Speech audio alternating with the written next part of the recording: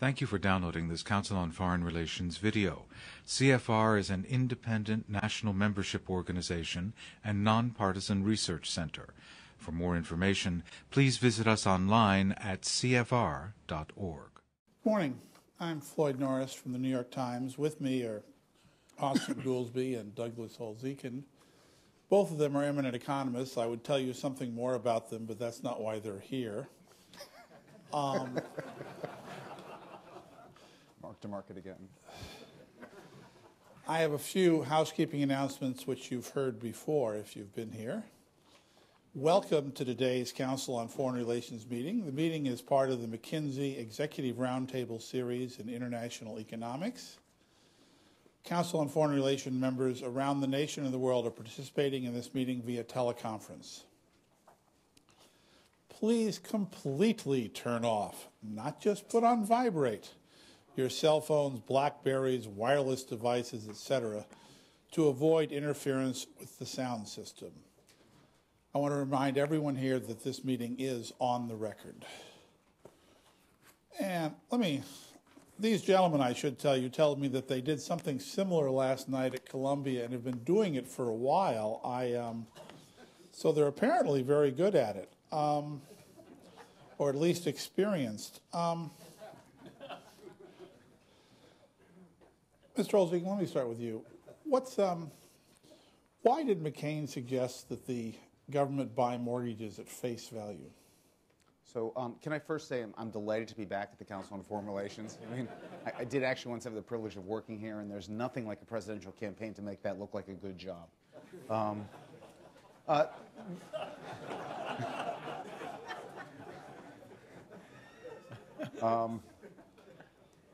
The notion is very simple, quite frankly. There's been an enormous amount of taxpayer resources now allocated to the task of stabilizing financial markets and getting us through this economic crisis.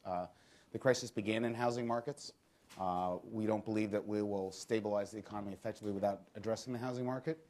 And given the state of current law, there are two things one can do. One is the Hope for Homeowners approach, which Senator McCain actually earlier in the campaign was fairly fond of.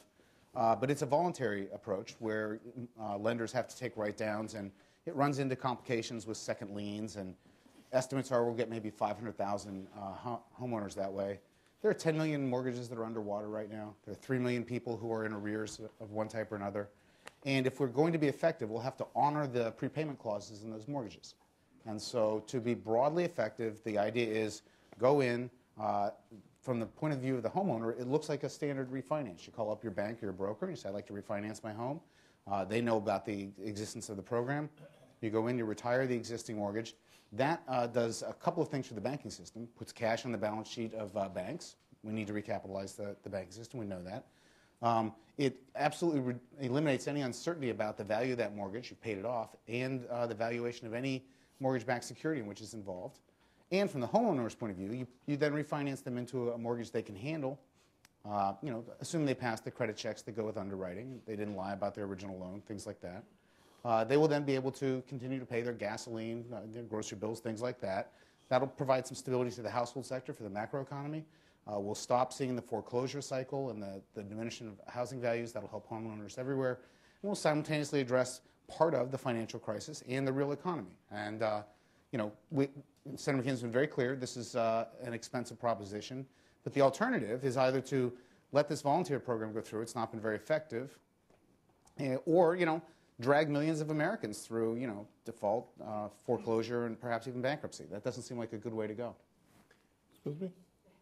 I would say that both candidates have talked about the importance of bringing the country together, but only John McCain has succeeded in this campaign because this idea was so ill-founded and bad that it united all experts on right, left, and center against it. There has not been anyone advocating this as a viable idea. And the root of the problem is, number one, start with the actual face value of the mortgage. Okay, so even if the original lender committed appraisal fraud and overinflated the mortgage at the time, they would now just be made whole. The essence of this policy is let's just go make the most irresponsible lenders whole by paying the face value of the mortgage, which is double what the market value is. You ought to, if you're going to do a mortgage rescue, start with some variant of the market price. And you could make the value that you're paying even exceed the market price of the loan to induce everyone to do it, but you certainly don't want to do it at face value. During the campaign, you can come back and say, okay. I don't want to have a lot on every topic, or we'll never finish, or we won't cover a lot. Is during the campaign in the primary, Senator Obama opposed a foreclosure moratorium when Senator Clinton endorsed it. Now he's switched. Why? That is a mischaracterization on two fronts. What he opposed with and I was there opposing it, was a mandatory, backward-looking, let's go put in a foreclosure blanket moratorium on all mortgages. What he has said on this is, as one of the conditions for a lender receiving billions of dollars from the government, that you would agree to conditions like limits on CEO compensation for people that are in a situation that they are trying in good faith to pay and would likely qualify for a workout through the Hope for Homeowners Act or other government program, that it doesn't make sense to give the lenders hundreds of billions of dollars and then them go down and foreclose on the people who 2 months later would be able to qualify for a workout. So as a condition of receiving the money, they would agree to that on a voluntary basis. So it's actually completely different from what he opposed. I mean, the goal should be to keep people out of foreclosure. I mean, to extend their time on financial death row isn't a really good policy. I mean, the idea is to make sure that we get the housing market stabilized, keep people in their homes when they can satisfy the underwriting criteria, and stabilize the banking system. Now, I understand Austan's and Senator Obama's desire to, quote, get the lenders. I mean, I think that's a sentiment that's widely shared out there. But the reality is that the lender's probably long gone. One of the striking characteristics of this crisis is the origination process in which things were securitized. People originated, sold off, and disappeared. We probably won't find them. Number two, the only way you can hurt a lender, the only way is to not get them their money back, which means you have to drag millions of American homeowners through delinquency, default, foreclosure. And that does not seem like a profitable avenue to take this economy. Ms. Goolsbee, during the primary, Senator Obama sounded pretty protectionist at times. Since then, he's said he regrets his earlier rhetoric. McCain talked like a free trader much more during the primary and during the general election. Isn't that a better approach, and how can we be sure just which Senator Obama is? Senator Obama has been of the view, and if you go back and read his book, his second book, lays it out some years ago, that free trade is not the enemy. Free trade has been good for the economy. It's helped our industries to grow. It's helped keep prices low in the United States. At the same time, there are millions of people that have been left out in that. If you push a false choice, as the Bush administration has, and as Senator McCain has been pushing, in which you say either you're going to be for anything that has the name free trade agreement on it, regardless of whether it's going to be enforced, regardless of whether it's riddled with loopholes, regardless of whether it's a tiny bilateral agreement with a small country, you're not doing the cause of open markets and globalization any favors. You are generating a massive backlash against the entire concept. And so when Senator Obama says, look, let's be mindful of the concerns of the people that are against globalization and have been left out in the bounty of free trade, I don't think it's appropriate to describe that as being protectionist. He's voted for some free trade agreements. He's opposed some free trade agreements. And his usual view is let's look at the thing and see which is best for the country. I mean, he said, Canada and Mexico have to renegotiate after he withdraw. That's not about a nuanced view of getting trade going forward. That's going back. And he did it for politically expedient reasons. And I think it's not a good episode. But it is revealing because Senator Obama has changed lots of positions for politically expedient reasons. I couldn't even name them all probably, but Think about public financing in the general election, which he swore he would undertake, and he's now turned this general election into an auction. Think about I will filibuster the FISA bill, which he promptly forgot. Think about I'll meet John McCain in town halls, which he promptly went away with. Think I'll sit down with no preconditions to meet with leaders who have vile records in international affairs. Walked away from that. Think about when Russia's tanks rolled into Georgia and he said Georgia should show restraint. He walked away from that. The reality is Senator Obama is his words. He doesn't have a record. And he's written more books than he's passed significant legislation. Okay, and his words change a lot. He did it on trade. He'll do it on anything. He can filibuster all day, I warn you. I've said it. Okay, let me ask you to... He's giving me a lot of material. Let me ask you to stick to the economic issues for at least for today. Do you really think Senator Obama is a socialist? I have no idea what Senator Obama is, and that's our major concern. Senator Obama Does Senator continuously. McCain think he's a socialist? I won't speak for Senator McCain's thoughts. That's impossible for me to do. But we know that at the key moments when all of America really wanted to understand how Senator Obama was going to maintain this sort of fiscal house of cards, which is I'm going to offer everyone a tax cut in America, 95%, despite the fact that he's never had any record like that, 94 votes for higher taxes in the Senate, despite the fact that he's promised trillions of dollars in new spending, so they can't possibly add up, and despite the fact that 40% of Americans aren't paying the income tax. How do you sustain those three fundamental contradictions for any length of time? Well, he's very good. He's verbally, one of the most talented people you'll ever see, and he did it for a long time until he walked into some plumber's driveway. That was his mistake, and became very clear at that point his goal was to spread the wealth. Those are his words, and Senator Obama reveals himself slowly, but we will get to learn the man, hopefully, before the election. Look, let me say two things. I believe, I am firmly of the view that this is the most independent-minded country on earth, and I invite all of you to simply go look at the records yourself. And I invite all of you to simply watch what's taking place here. When they ask, is he a socialist? He says, I don't know, man. You have to tell us. Go ask him if he's look. Is he? Here we go. Is he a Muslim? Is he a criminal? Has he cavorted with terrorists? Like, yes. Here we go. Here we go. No, we has. Here we go. I invite you, just observe what is happening. And it's time for this to end. Now, if you are prone to believe that he's a Muslim terrorist who's done various nefarious things in the driveway of plumbers and he's a socialist, look, there's probably nothing I could say that would convince you. As to things that I can tell you, let us look at the budget.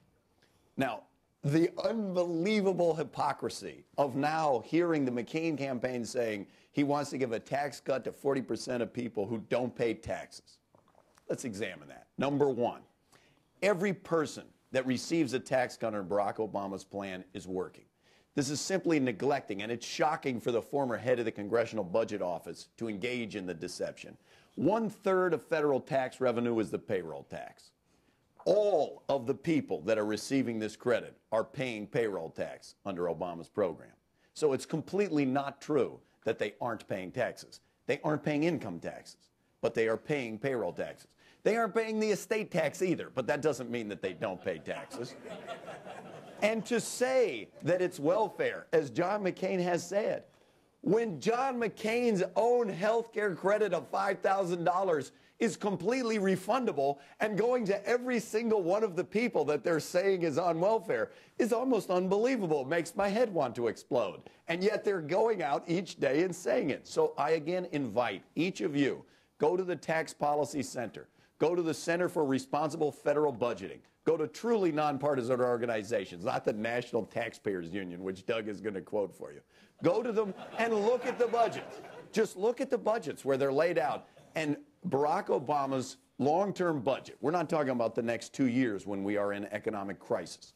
His long-term budget is some $3.5 trillion better in terms of fiscal responsibility than the McCain budget. Because John McCain has $3.5 trillion of unfunded tax cuts. And unfunded tax cuts, the economics teaches you, are not tax cuts at all. They are tax increases on your children because someone has to pay back the money. So just to get the facts right, He already I do want to answered this understand this. question. No, I do want to understand this. I said income Do taxes. keep it brief. I said income taxes. The mortgage tax credit is refundable, right? Yes. Not And it work- has a work requirement. Where? How? Because we added a work requirement. You can't get a What day credit did you unless do that? We had 98% of our Child money independent was taxpayer? tied to work. No, I wanna know. They started by saying, this is welfare. So just so that they would absolutely not be able to say that, we said, fine, for the last 2%, we'll simply add a work requirement. When did this change? I'm just curious. About 2 weeks ago. The 98% was set up last September of 07. They are all tied to work. They tried to seize on the 2% sliver that wasn't and say, see, they want to give a handout. What about the health care credit, which is not tied to work and is refundable and goes to all the very people? Is that socialism? Are you a Muslim? Have you?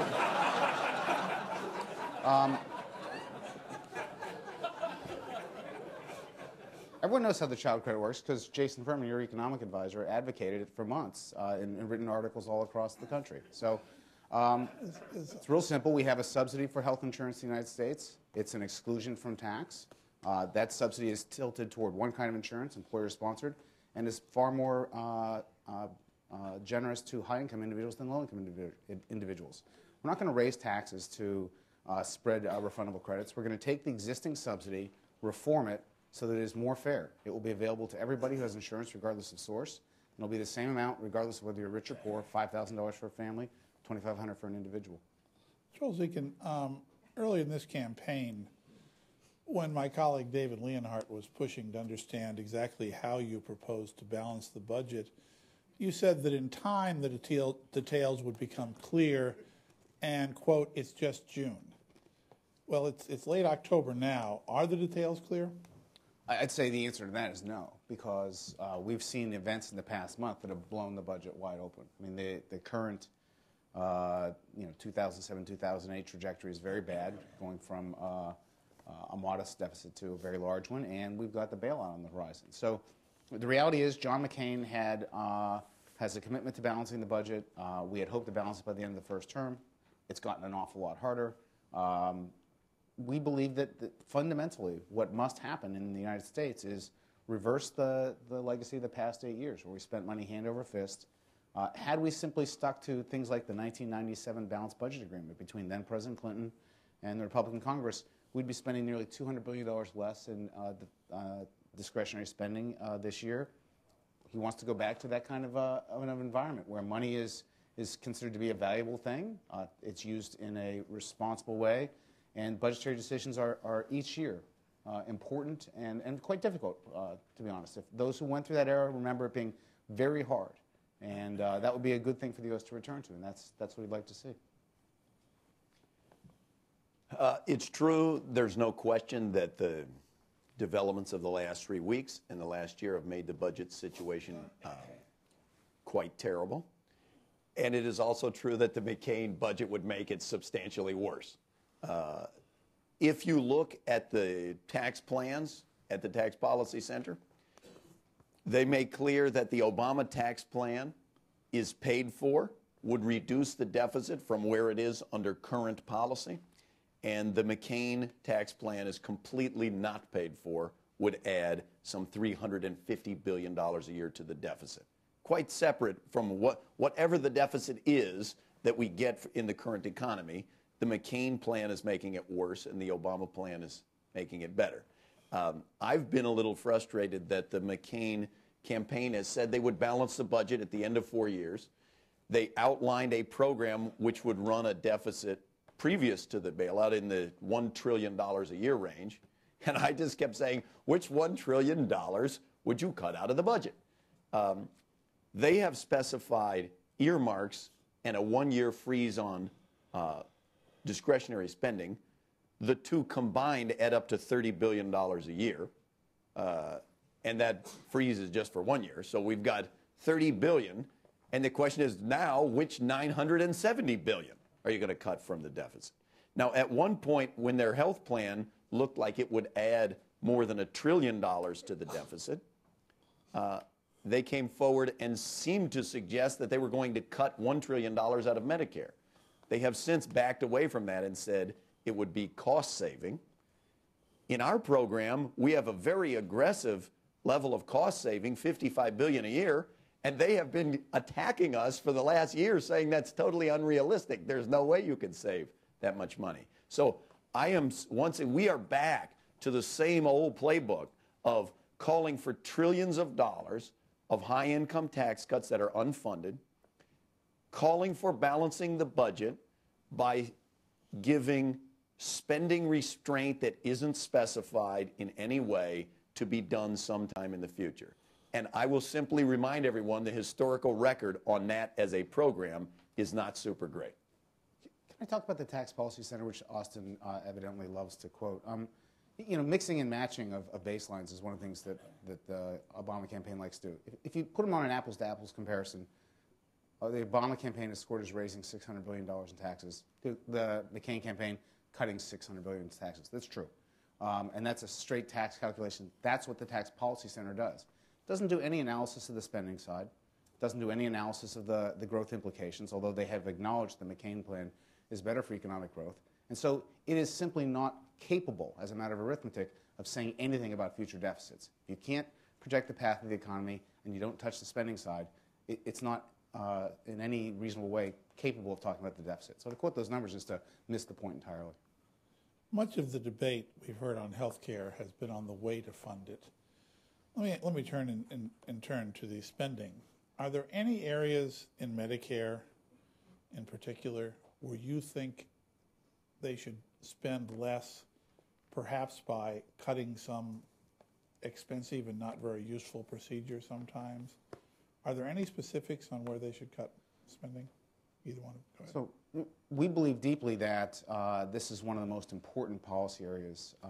And here's the problem with Medicare. If you look at Medicare, Part A pays hospitals, Part B pays doctors, Part C pays insurance companies, Part D pays drug companies. There's no beneficiary in there anywhere. It is a set of siloed provider payments that does not in any way reward coordination of care, quality of outcomes, high-value care versus low-value care. Prevention is a very high-value care, and is incapable of providing payments for management of chronic disease, which is 70% of the American health care bill. What John McCain would like to do is use the Medicare system as a lever to transform the practice of America, all the practice of medicine in America. All the research suggests that we can get the same quality outcomes at much lower costs, and that's what we need to do. So how do you do that? Well, first thing you can do is you can take care of the low-hanging fruit. $60 billion a year, 10% of the Medicare budget is estimated to be fraud by its own inspector general. That ought to go. You ought to use more extensively generics and biogenerics as cheaper pharmaceuticals. We'd also like to see affluent Americans pay a greater share of their Part D drug premiums. There's no reason why they deserve a 75% subsidy on average. We would like to pay for preventive care. That'd be an important part of getting this right. And if you pay for bundled outcomes, coordinated outcomes, take a bypass as a great example. Instead of paying for every little piece of the pre-admission screening, the admission and testing, the grafts themselves, the post-operative care, and the discharge and follow-up, pay for a high-quality bypass. There are lots of them in America today. They all have the same pieces. If you pay for that as a bundled outcome, you build a business model for providers to actually coordinate at low cost. That's called health information technologies. You have a reason to diffuse that into a $2 trillion sector of our economy, and you can achieve tremendous savings. That's the McCain healthcare reform. That's the most important thing. Change what we get for the $2 trillion we spend, and we'll make insurance cheaper, we'll slow the cost growth in Medicare and in health in general. I agree with that. I mean, there are many aspects of cost saving that are the same or similar across the two plans, and that part is totally reasonable. Now, many, if not most, of those cost-saving type measures, as you might imagine, are a longer-run issue than what do we do in the next 2 years. One specific example that I would give on Medicare where Senator Obama believes we should cut right now is there's a $15 billion a year Medicare Advantage subsidy for private Medicare providers that was created to try to encourage private competition with Medicare, and the data is overwhelmingly clear that that private competition is less efficient than the regular Medicare system. And so he said we should just cancel the $15 billion Medicare Advantage subsidy. I think there's a general consensus that the financial regulatory system is going to need substantial changes during the next administration. Are you prepared to give us any details on how it should be changed? I can speak in broad terms. And what the Senator would like to see done is he would like to see a fact-finding commission set up, something along the lines of the 9/11 Commission that is populated not by politicians but by experts, so that as we enter into the next Congress, there will be a groundwork of clear, nonpartisan fact-finding that will be the basis for recommendations that can bring a Congress together. This will have to be bipartisan. He'd like to see that happen. Obviously, there'll be tough legislative action, and that what should come out is something that has a safety and soundness regulator for every significant financial institution that has the capacity to shut it down if it's threatening the system as a whole. He'd like to see better consumer protections. We obviously should not have a repeat of the poster child of the mortgage failure, which is real abuse by mortgage originators, and particularly in some states. We'd like to make sure that we do get some corporate governance reforms. Senator McCain has long been a believer that every dollar of CEO compensation should be clearly displayed, and that there ought to be a shareholder vote on that compensation. And the hope would be to come out with a regulatory system that adhered to the principle that comparable economic transactions are regulated comparably regardless of where they occur in the system. That's something that we don't see at the moment. Senator Obama was way out front on this issue, has been talking and thinking about the issues of financial oversight for a long time. More than a year ago, he gave a speech at NASDAQ in which he said, we are facing the prospects of a financial crisis when we have the loss of public trust in our capital markets, that to have robust oversight is not anti-capital market. We see it is absolutely vital for capital markets, and that he would be strongly in favor of it. Partly on the strength of that speech, he got the endorsement of Paul Volcker himself. In March, more than 6 months ago, he laid out a 6-point specific plan of how we ought to oversee markets. He got the endorsements of Bill Donaldson, David Reuter, Arthur Levitt, 3 former heads of the SEC of different parties. And in that, it includes things like, if you can go to the government for lender of last resort privileges, you have access to a sacred insurance policy underwritten by the taxpayer, and so you should at all times be subject to liquidity and capital requirements. Some of the ideas are what Doug just mentioned, but we ought to be strengthening the SEC. We ought to be strengthening the CFTC, not shifting to self-regulation, because we have seen over the last 8 years that self-regulation equals no regulation. That if you rip up the rules of the road, it's very problematic for the free market. It's not, when you do that, you end up in a situation where you're nationalizing the banks. That's not in the interest of the free market. And I will also point out that Senator McCain has been of 2 minds, shall we say, that now he is forwarding that he's a major proponent of regulatory oversight, but in many areas, not just in banking, he has been a massive proponent of deregulation, and I would characterize as ripping up the rules of the road. So I think that that's been rather a reinvention in recent days. Okay, thank you. We're going to go to the audience now. I'd like to invite any of you who'd like to ask questions. Please wait for the microphone and speak directly into it. Please stand when you're asking your question and give your name and affiliation. We'd like you to limit yourself to 1 question, and of course, questions as opposed to speeches are preferred. Over here.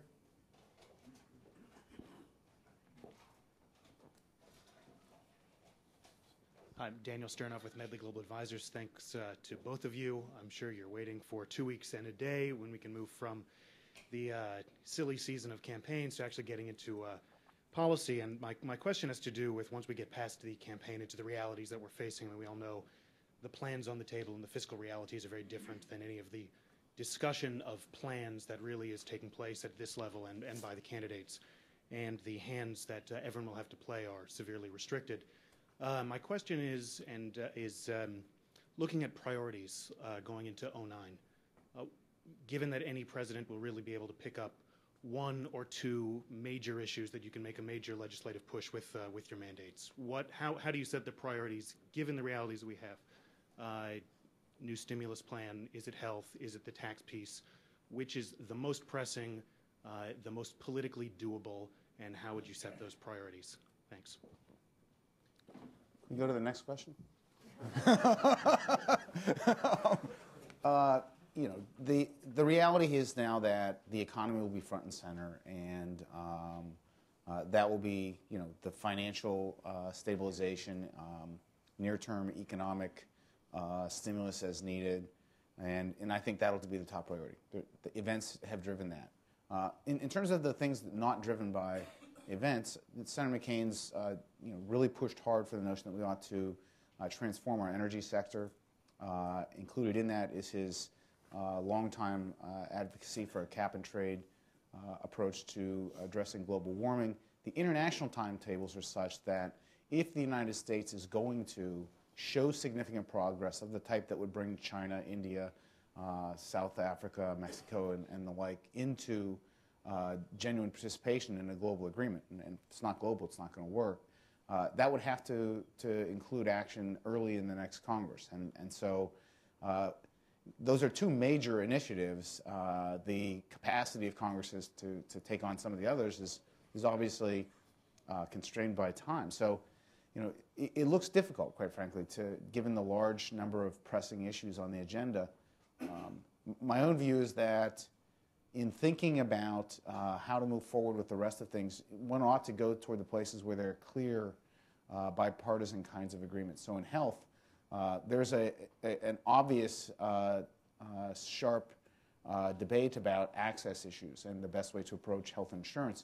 There's not the same sharp debate about the research findings on the cost of care in the United States, the ability to deliver higher quality care at lower cost. Some of those common elements ought to be things that are embedded into the legislative agenda so that you can build a record of bipartisan accomplishment. That is, in the end, what the American people are starved for. I mean, if you travel, as I've been fortunate enough to do with Senator McCain, to the town halls and listen to people, they are thoroughly tired of the Bush administration. There's no question about that. They're also thoroughly sick of a Congress that seemingly gets nothing done. And more than anything else, they would like to see a government that is responding effectively to what they perceive as their needs. That's the top agenda item in the next Congress. I would say for Obama, it's clear that the most pressing issue now facing the next president is going to be preventing a financial crisis every bit as severe as the financial crisis of 1929, 1930 from turning into the next Great Depression. Nobody asked for that. Nobody wanted that to be the number one priority, but it's clear that's the number one priority. So that may mean extensive more stimulus. It clearly means addressing the two root causes of this problem are, one, we've had an intense squeeze on the vast majority of the country with stagnant incomes and rising costs in a variety of areas. The inability of millions of people to be able to make the payments on their houses ultimately sets the stage for a consumer debt-based crisis. You knew it was first mortgages, now it's credit cards, auto loans, a number of things. That squeeze equals ultimately consumer debt-based crisis, which has morphed into the weakness of financial institutions. So it's clear it has to be addressing all of the issues surrounding that. Other than that, what Obama had always said was his three priorities were winding down war in Iraq, health care, and energy. I have no reason to think that he's changed those as priorities. It's just we've got to deal with the other first. This gentleman here. John Beatty from UBS. The McCain campaign has focused on offshore drilling as a means of stimulating job creation and economic growth. As we all know, however, the upstream sector is very capital intensive and requires comparatively little labor input. Furthermore, of the labor input that is required, the skill sets are such that the demand is primarily for technical skills such as engineering, of which there's a clear shortage of in this country. Could you please elaborate on exactly how you envisage offshore drilling engendering significant job creation? I don't think that's an accurate characterization of how the public imagination took over the offshore drilling issue. But the Lexington project, also called the All of the Above Energy Plan that Senator McCain has proposed, consists of the recognition that we are, as a national security matter and as an economic security matter, far too exposed to international oil markets. And his approach to addressing this is, first and foremost, to in the near term, develop domestic alternatives where possible. That's where the offshore drilling came in, for both oil and natural gas, which I think gets overlooked in this discussion too often. It's a far less internationally traded commodity. It has been an extraordinary source of cost pressure in the United States.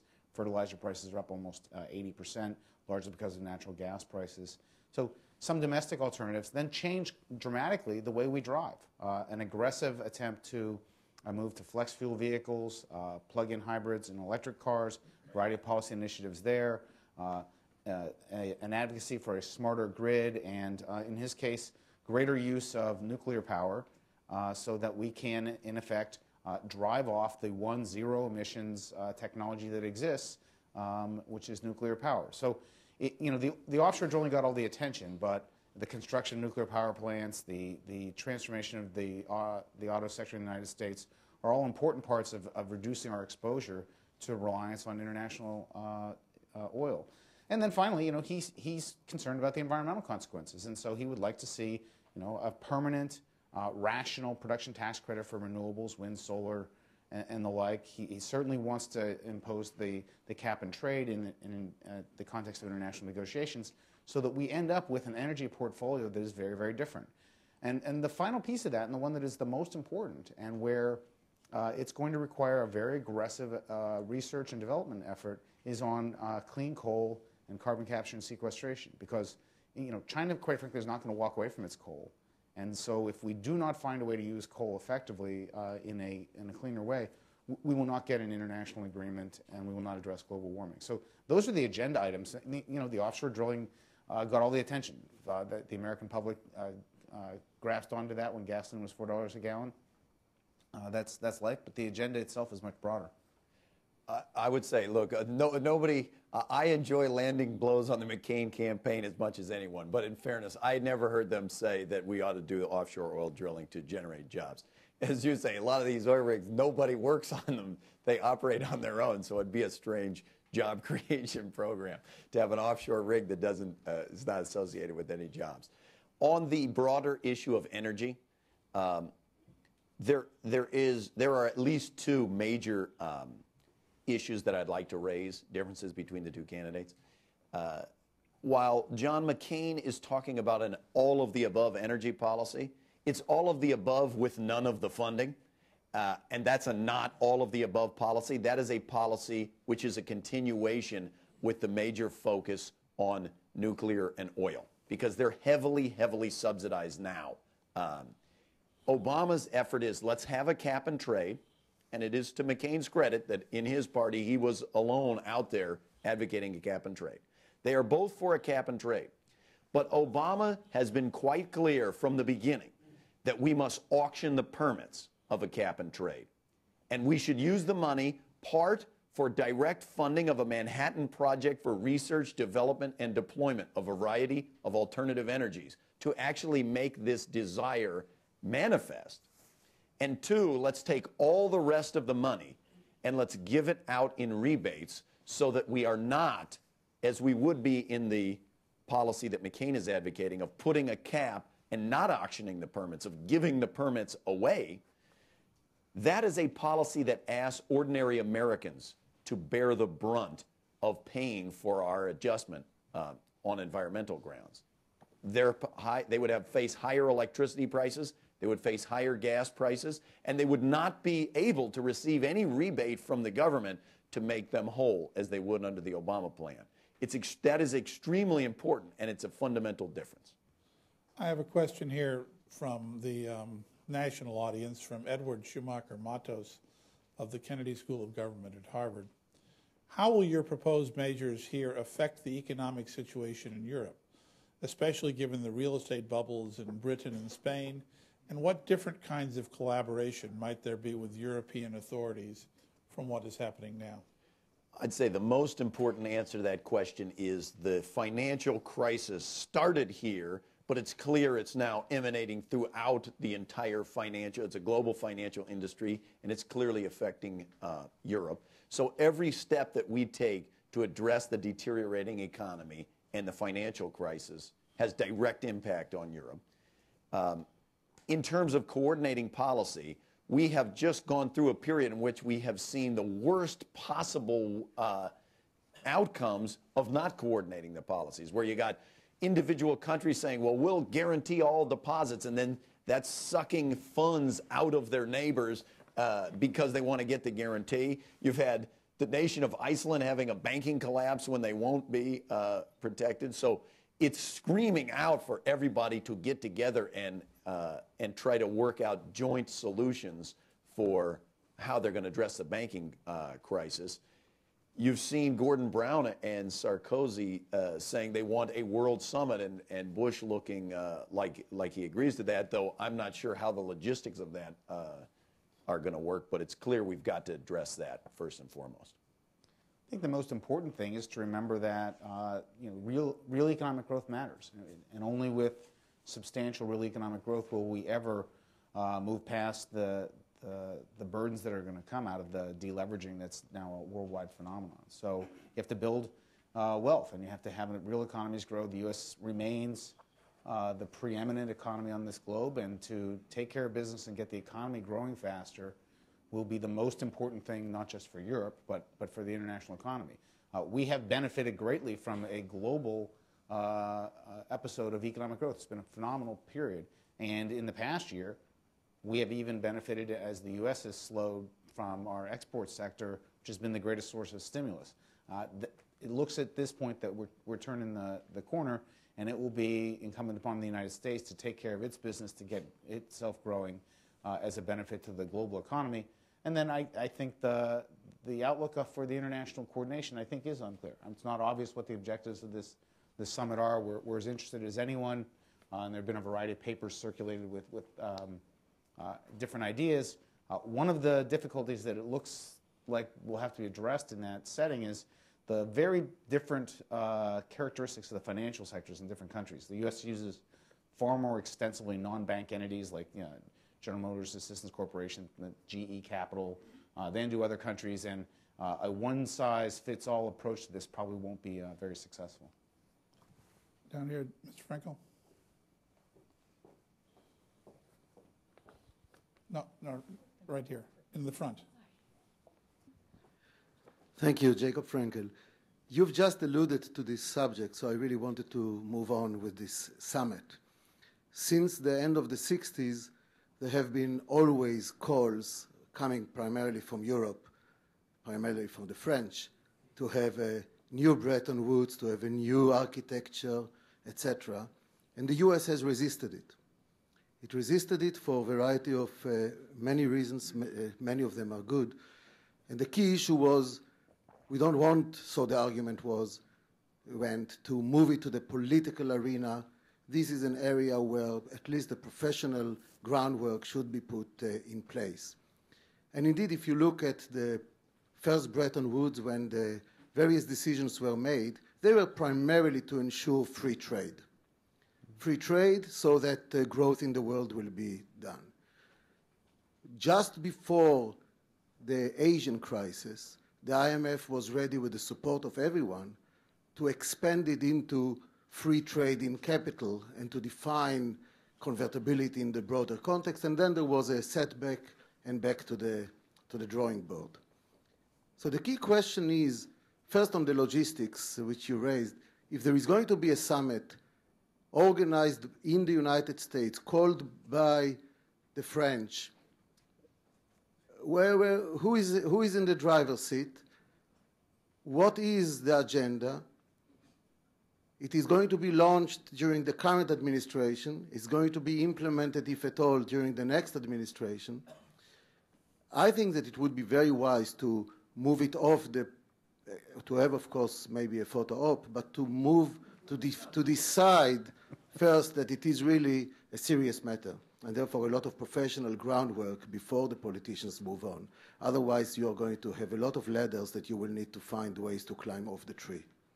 But look, we don't, maybe Doug does, but I don't know who's involved, who's in charge, what the logistics, what airline they're flying. I don't know anything about it, other than what I've read in the newspaper. Obviously, it's the heads of state of these countries would be sorting these things out. I do think, to take a step back, I think to call it a Bretton Woods-style thing is ultimately a completely misplaced analogy. Maybe that's the right way to say it. This is not the goal of what we need to do right now. Is not about exchange rates. It's not about things of that nature. It's about setting up regulatory oversight and thinking of government interventions to prevent financial crisis from worsening. That strikes me as pretty different from Bretton Woods, and maybe that's the way to say it. I don't have a lot to add, except that it's not obvious what the role of the campaigns would be in this. As you said, this administration is going to participate in whatever event is ultimately developed. You know, I know for sure that in the climate arena, the December meetings, Senator McCain will send his team. He's always sent it as a senator. Any participation by the president-elect in this will be, you know, up to the administration and the other participants. So it's not obvious what our role is. I have one more question from the phones. Lyric Hale from the David Hale Global Economics of Chicago. How will you advise the new president in terms of economic policy toward China? Do you expect any policy shifts? Senator McCain's always felt that it's a mistake to try to pull out of the China relationship a siloed economic approach. I mean, you know, China is a very important issue, and their record on human rights, their record on places like North Korea, Iran, cannot be ignored in thinking about the economic relationship as well. So I think the best way to describe it is he wants to find a way to constructively engage the Chinese more broadly than just bilateral, if at all possible. The Europeans do now seem to be more firmly engaged in worrying about currency alignments, and that's a good thing. That'll be a more effective way to bring pressure to China to honor its international obligations, and you know that's going to be the basic strategy, which is multilateral approaches to a large economy that has to participate in a way that honors its international agreements.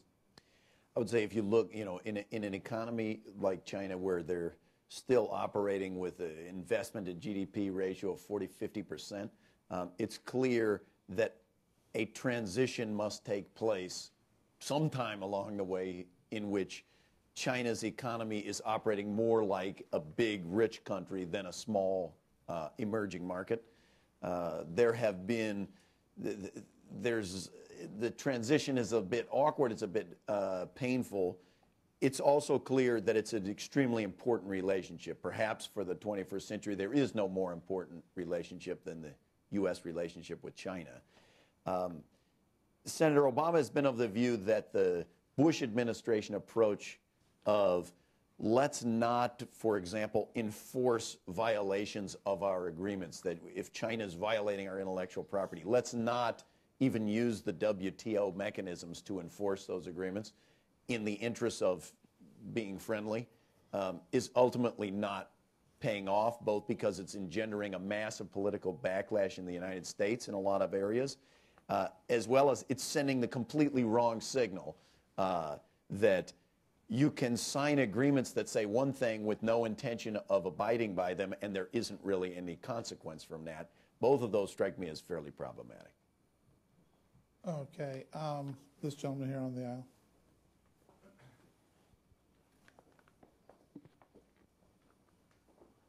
Bill Lewis, we're in the middle of a crisis. We're going to have a new president-elect within a month. And we're midstream on defining how to deal with that crisis.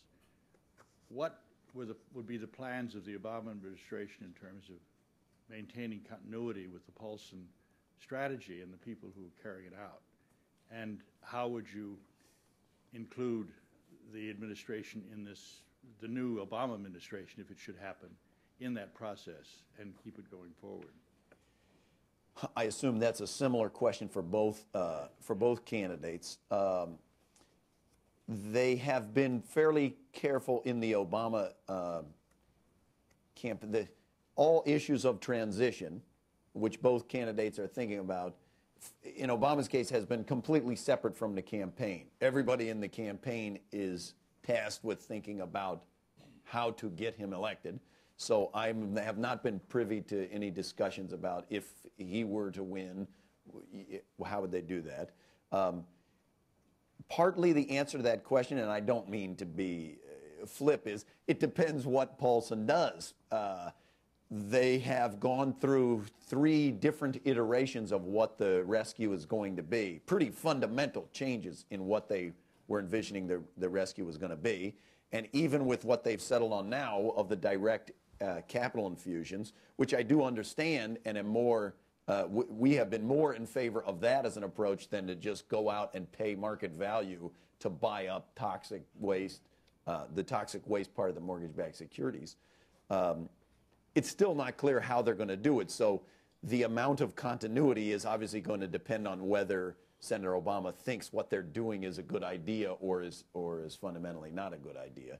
But Senator Obama has talked regularly with Secretary Paulson, as I think he has also talked with Senator McCain. He's talked with Senator Bernanke. And then, as I mentioned, Senator Obama's got a lot of very prominent advisors from both parties that he's, that he's communicating with. And certainly Paul Volcker, Bob Rubin, Bill Donaldson, the collection of major names is going to influence both continuity and how he responds to the thing. Life is full of ironies, and it is ironic that at this point in the Bush administration, the Treasury would matter so much when it was so clearly not central to policymaking for so long. And I think that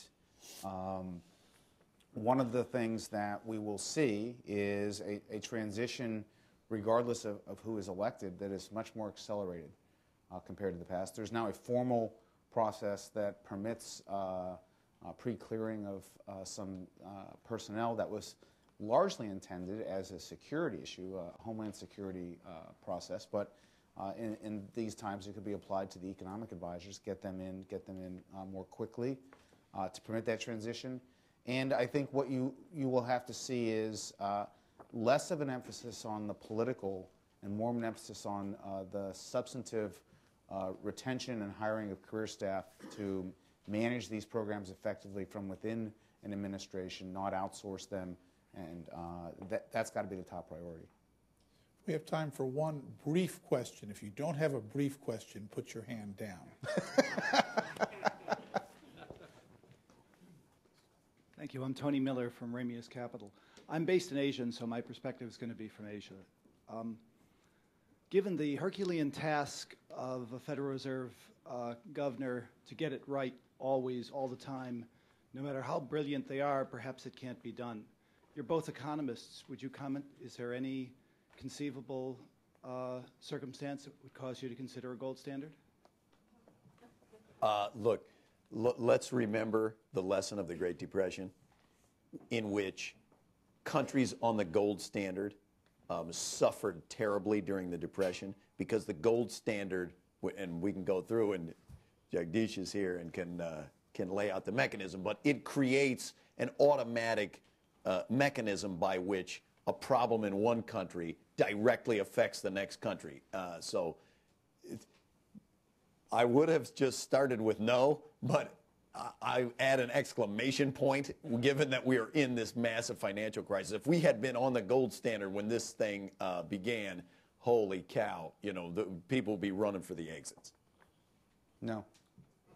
Oh, thank you both. Thank you for coming, and thank you.